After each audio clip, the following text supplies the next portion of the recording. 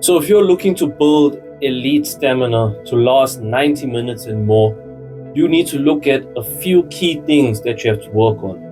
Now, before we continue, let's break it down into a scenario. So let's say it's the off season and you got about 6 weeks until off season starts, or pre-season starts actually. So you're prepping for the pre-season. So call this phase pre-season. So we're looking to get ourselves as fit as possible so that when we go into the pre-season, we're fitter than everyone else.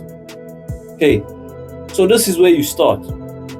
So you got to look at, when you want to build stamina, you have to look at, firstly, it has to be football specific, but you have to build up towards that. So you need to look at the sport as well as your body's natural physical capabilities.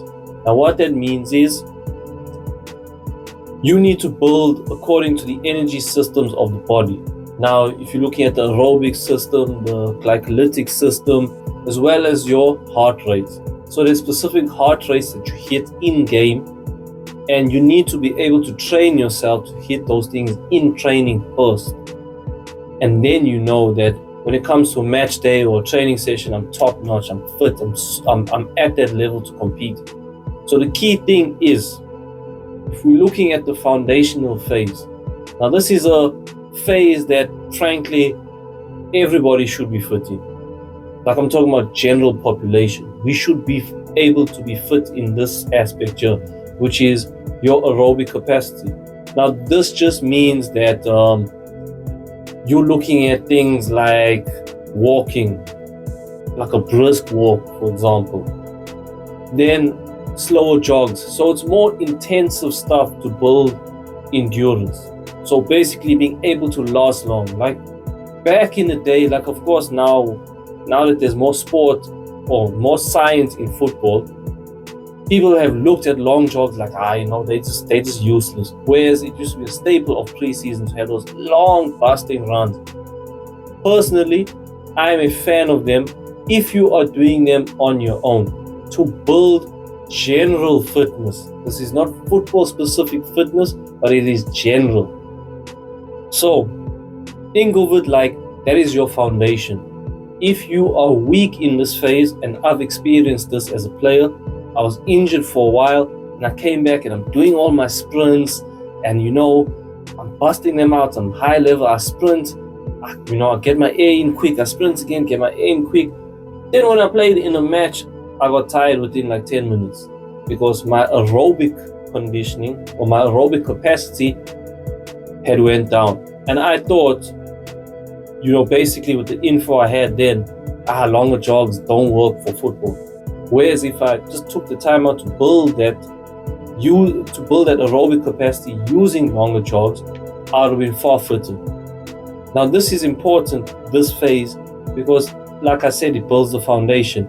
That foundation helps you prevent injury, but also keeps you at a high level where you can recover quicker.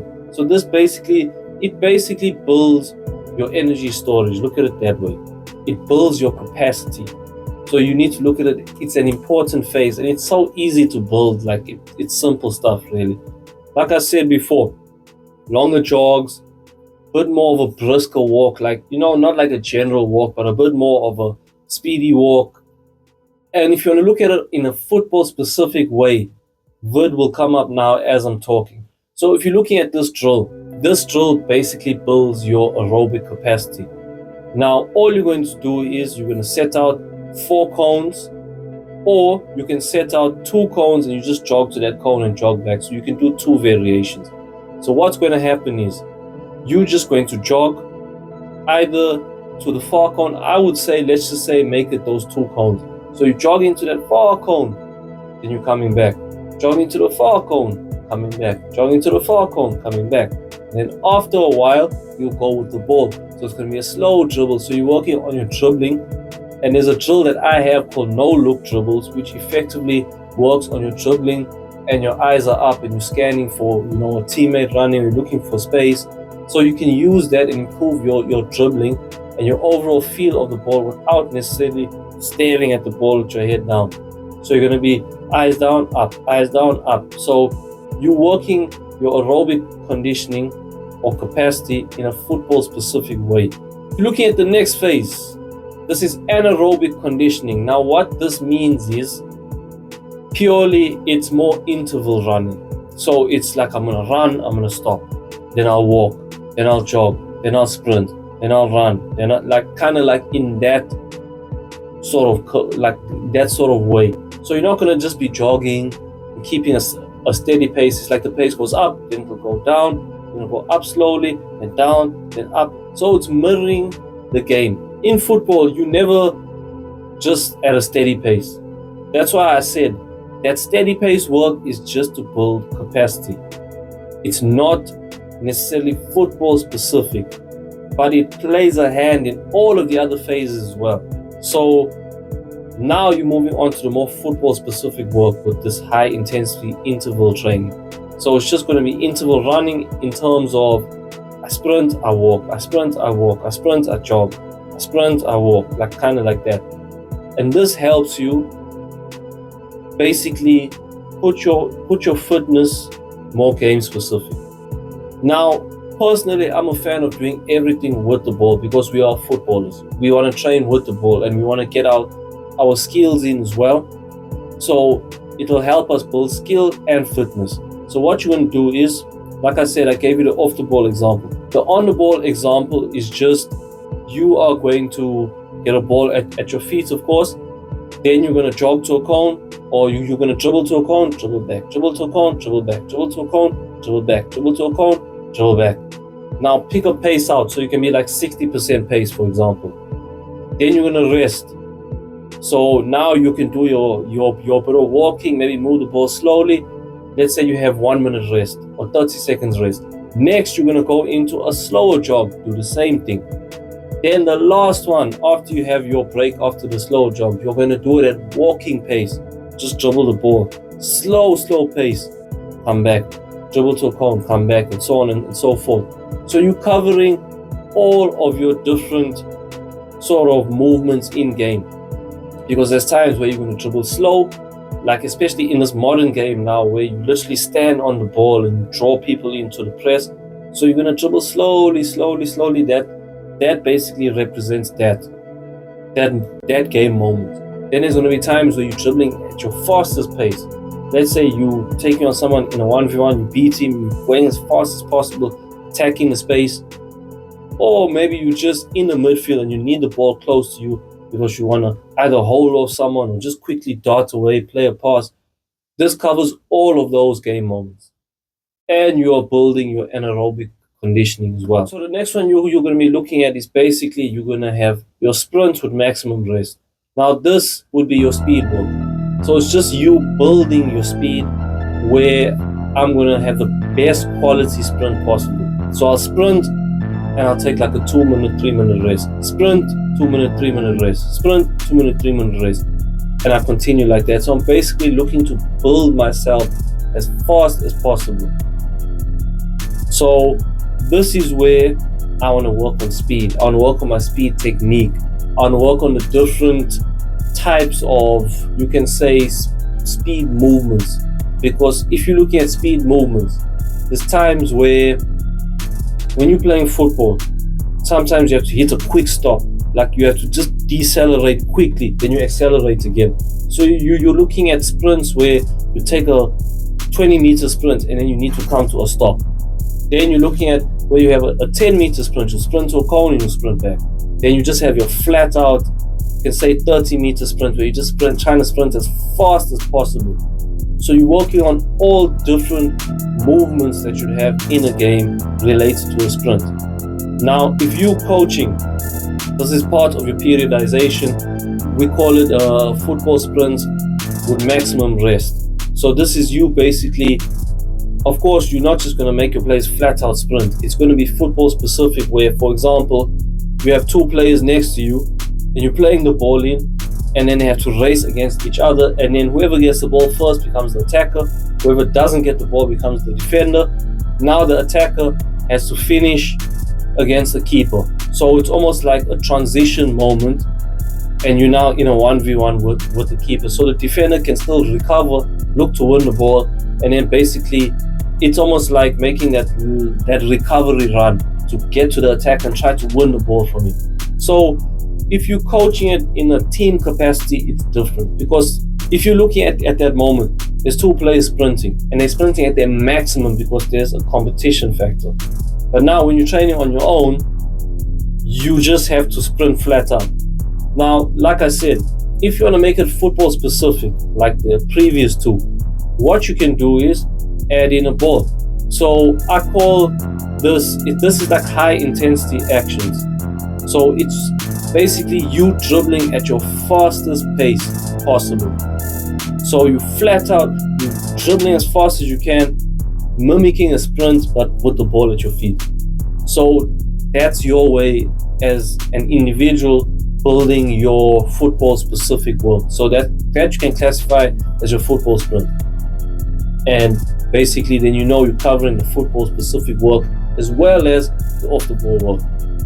Now if we're moving on to the last one, this is called RSA, which is your repeated sprint ability. If you're looking at it from a team coaching perspective, in your periodization, it would be your football sprints with minimum rest, meaning it's all about getting in as much sprints as possible. So now it's not about speed per se, but it's more about how you sprint and you recover, sprint and you recover, sprint and you recover. Now, I mean, obviously for me, what triggers in my head is pressing. Now, I don't know if that triggered in your head, but when you're pressing, especially in this modern game, most teams now want to press in some sort of way. Either they press from zone 2, which is your midfield, or they press from zone 3, which is you right on the opposition's 18-yard box, or there's a low press where you just press in that final third and you close those little spaces there to prevent them from getting to the goal, i.e. parking the bus or the plane, basically. But either way, you're going to be doing a lot of little sprints which you need to effectively work on to get yourself ultra football specific fit, because football is a game of a lot of mini sprints.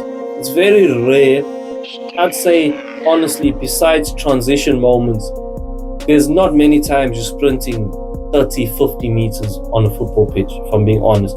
Maximum I'd say 15 to 20, and most of the time it's usually 5-10 meter sprints, because it's like a little sprint closing down and then I'm in a 1v1. So it's never a time, like I said with the aerobic capacity, there's never a time in football where you're just doing one action at one pace. It's always sprint, stop, I'm on a 1v1, now I need to hold him up, then he'll try to pass me, now I need to sprint again. So it's always sprint, break, jog, shuffle, tackle, pass, move. It's always different actions within seconds, you can say. So there's never a time you're continuously keeping an action up. So now, in this final phase, you're just going to look at a lot of short sprints, a lot of changes of direction, a lot of, I would say, football game specific, where it's like you're relating to the attacking side of it, where if you're strikers, it's that quick dart behind. If you're a fullback, it's the overlap or the underlap. And centre backs, it's your recovery run. And then also you want to relate it to off the ball, where, for example, we're pressing now and we're looking to close the opposition down from the front. So we're working on that movement. So it's all about sprinting, getting a short bit of rest in or small bit of rest, sprinting again.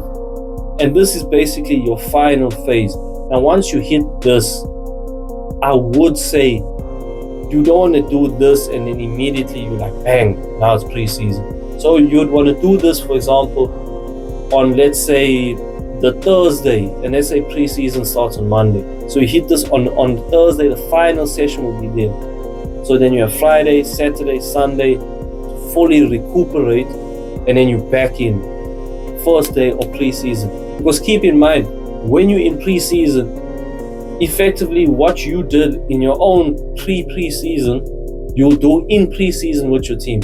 So they want to start you off with your aerobic capacity.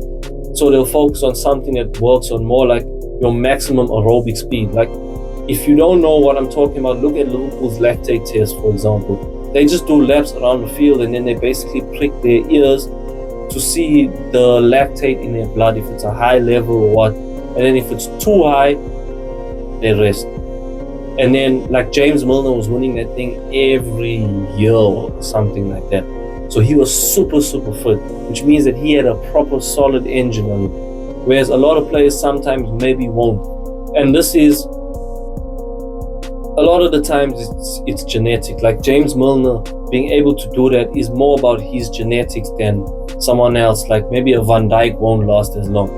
So you can work your stamina to be 90 minutes fit, but some players may have the ability to last longer with that aerobic capacity thing, but you will still be able to play 90 minutes and more. So that's the key thing. So if you want to set up your own preseason, this is how you go about it. Like your own pre-season, getting into preseason with your team. This is how you go about it and build that engine going into the new season to hit all of your targets. Now, if you are in this already, you're in this situation and you need help, you can contact me and I will build your own pre-season for you to ensure that you're getting the maximum out of it. So if you're unsure about something, I can do it for you and it will be a lot easier. It's almost like plug and play. So if you want to choose to build your own PC and put all of the stuff in yourself, you're welcome to. Or if you want to just go to PS5 route or plug and play, that's what I'm here for. That's my job. So it's up to you. If you're interested, link will be in the description, or you can email me and I'll contact you as soon as possible. To end this video, that is essentially what you have to do to get yourself super fit, building that engine. Now, in season, it will be harder doing this. So in season, I'm not shouting myself out for this, but I would recommend you getting someone, either myself or anyone you trust, to help you with it if you want to start adding a bit of sprints, because you need to know about load management. So that's something, because you have to prep yourself where you are not doing too much and then you tire yourself out and then you risk injury when you're in season. That's why pre-season is so important.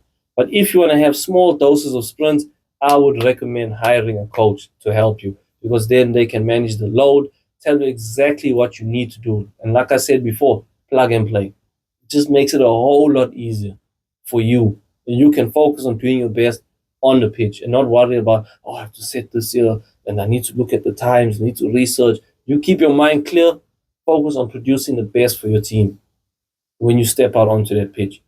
Let the coaches who are working with you worry about all of that. But anyway, so if you want to see more of these videos, make sure you like, make sure you comment something, and you subscribe to keep, notified whenever I drop. So this is basically just to help me and to help you. It'll make it a lot easier for you, where all of my videos will come up automatically instead of you having to manually check. Like I said, plug and play. That's the two key words for today. But anyway, that's it from me. Hope you enjoyed this video. I hope it helps you. And like I said, if you need any help, contact details are down below. And then we can get to work.